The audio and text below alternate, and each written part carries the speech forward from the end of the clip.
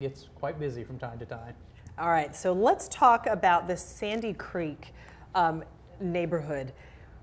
Well, first of all, wondering why, when it first came around, was it zoned for a school that's farther than some of the other schools?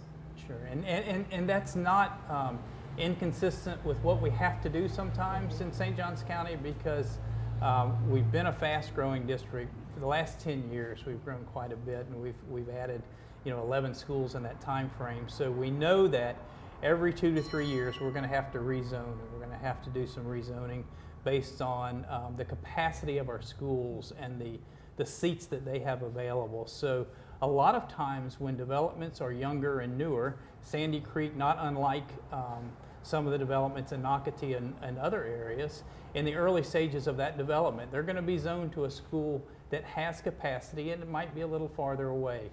As that student population develops in an area and becomes more dense, then over time you usually see schools open that are closer to that area that allow for those students not to have to travel so far.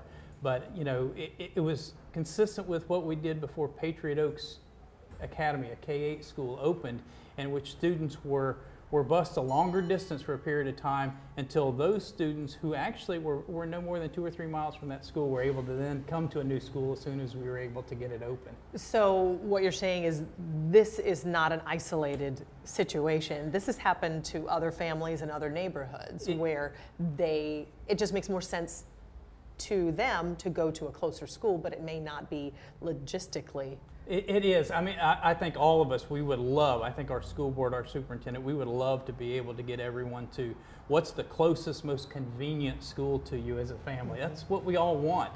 But in reality, as we continue to grow, we don't always have capacity at that closest school or that neighborhood school. So as families come in and developments begin to mature, they're having to attend schools that are farther away until either schools can be expanded or until a new school can be built. So some of the questions were, as the zoning was changed over the years and as new schools popped up, this neighborhood, some of the parents felt like they were forgotten. Yeah.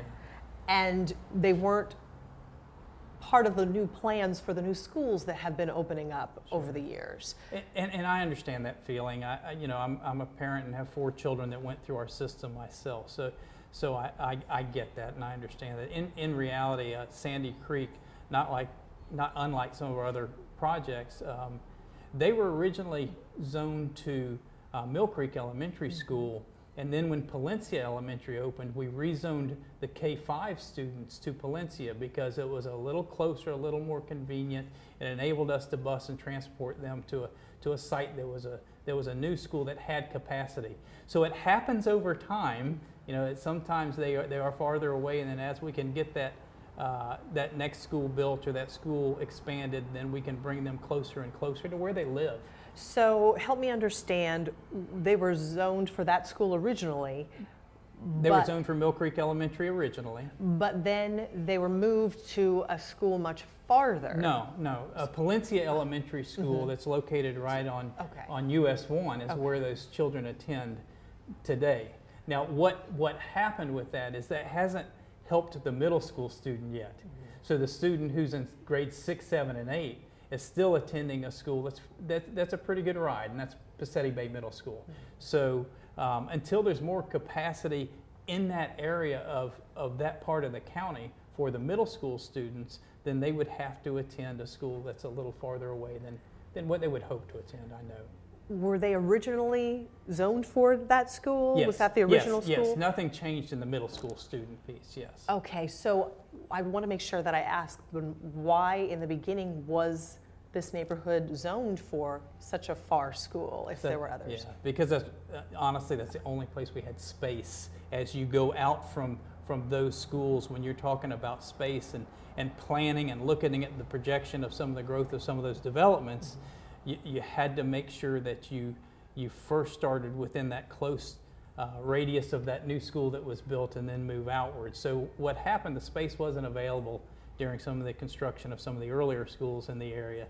And hopefully over time we'll see that change. So even as those other schools were being built closer, they were attending to students that were even closer than this neighborhood. Correct, and I think that's one of the things that happens to us is, a lot of our residential projects that are, especially in the north end of the county, they're densely populated projects. So they're producing a lot of families with young children, and they're in a very dense population in a small area. So when a school is built, we'll have a large number of walkers and bike riders and those that are even within that 2-mile radius. So that's what's kind of happened to us. Most of our residential projects in the north end of the county, they're fairly large projects with the potential for a lot of growth. Okay, all right.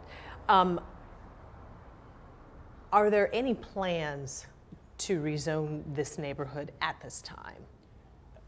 Not at this time. What we know, and I know has a lot of our communities have become aware that, we just passed the sales tax, and so during the latter part of this year, we'll begin focusing on new construction, and we're going to try to get 3 schools online for the 2017-18 school year. So with that, there will be a large rezoning of elementary students and K-8 students in the north end of the county. Now, I can't commit to say that Sandy Creek will be rezoned or moved, but there'll be a consideration, just like every other project in that north end, that may be on one side or another of those new schools as they're built. And why can't you say, okay, we know you guys are going to a school that's so far, we're going to really take care of you this time? Why can't that promise be made? Well, and it can't, because there are other projects that are also going to schools farther than the next school. Mm-hmm. Sandy Creek's not the only project, not the only residential area that unfortunately those children have to be on a bus or have to travel with their parents farther than a school that they know is closer.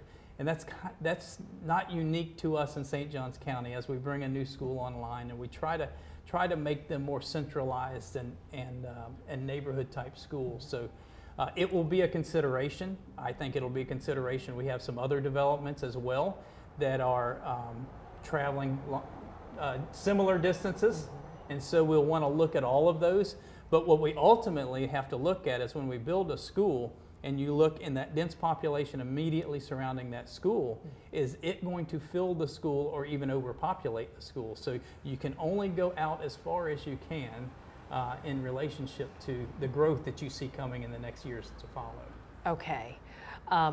We were talking about a waiver also. There was one parent who was able to get a waiver for her son, and she says to the school board that she just didn't feel comfortable with her son traveling down the highway, going to this school, so she got a waiver. Is it that easy? Can all the parents in Sandy Creek just get a waiver and get the kids in closer schools? Yeah, no, it's really not that simple. I can't speak to that particular situation or any particular family situation, but we have a hardship opportunity for hardship waivers because there are circumstances for some families that are very difficult. It would be very difficult for them to attend a school in a particular area that we grant from time to time based on what that need is or what that demand is. And that there's a year-to-year approvals for those waivers. But generally, convenience or want is not something we can really respond to because everyone would want that. And so we only have the ability to put children where we have the space to put them in the end. And I hate to say it that way because we want what families want. We want what people want. But we have to be able to place students where there is the space and where's the opportunity to place them. I think the concern and I think the main concern is some of these children are so young and they're having to sit on the bus for so long, making so many stops that a 25 mile ride ends up being like an hour long.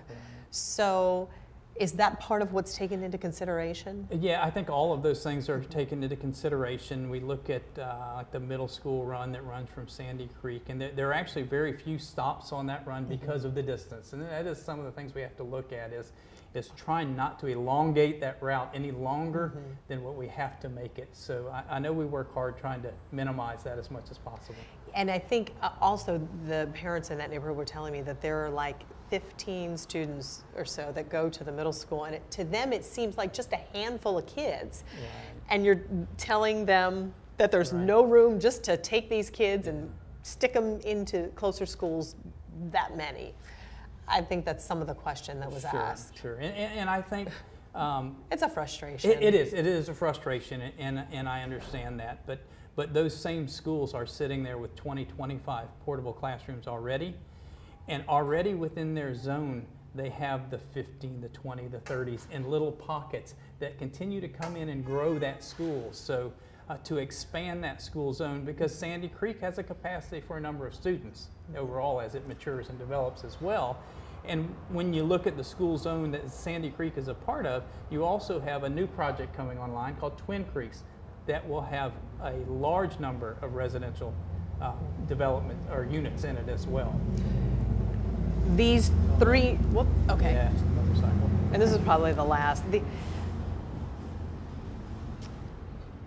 These three new schools that are coming online, when are they slated for?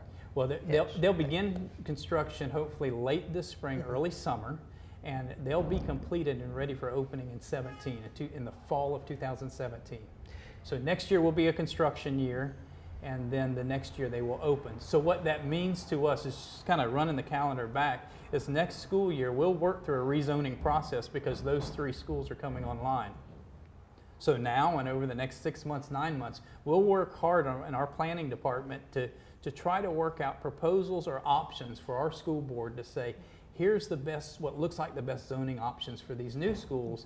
And it may even include adjustment to existing schools to try to make sure we're maximizing. We have to maximize our facilities, we really do. At this point, those three new schools coming in, are they filled? Well, I can't answer that as such as are they filled. What we know is the demand for them is there.